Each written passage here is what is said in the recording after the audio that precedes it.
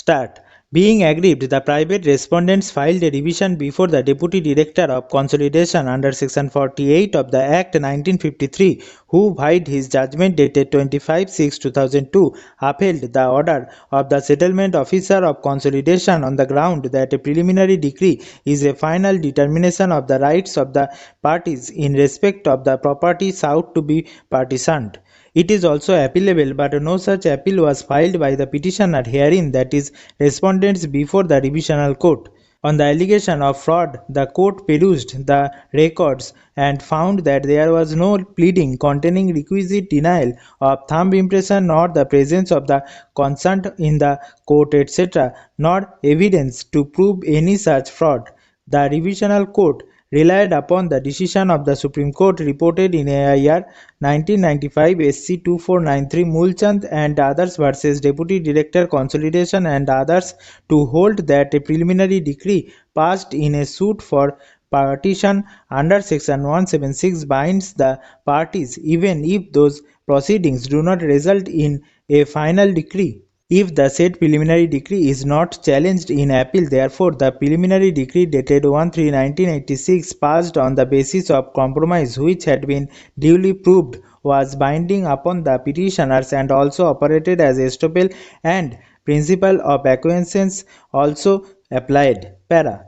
The contention of Land Counsel for petitioner is that no such compromise was entered into with the private respondents, and he had no knowledge whatsoever about the said preliminary decree.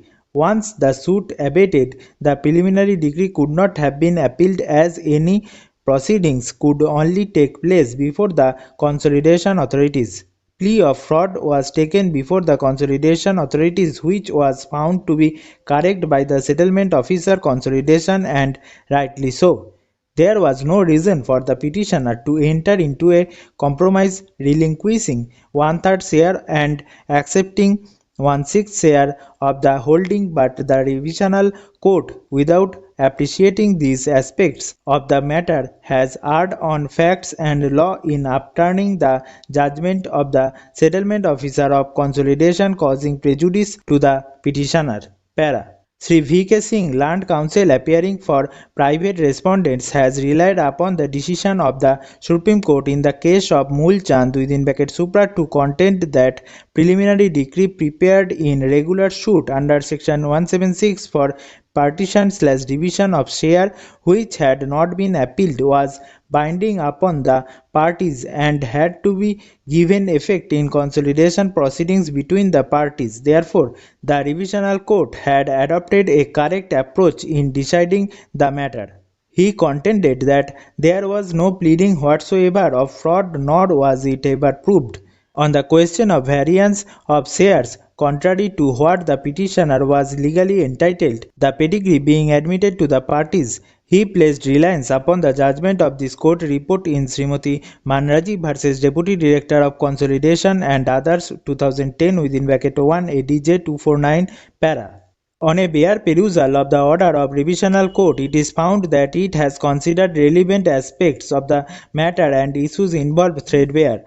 On the question of compromise dated 1/3/1986 and its veracity, it has held in detail that in the objections filed before the consolidation officer, the petitioner herein never denied the thumb impressions on the compromise filed nor their presence on the relevant date.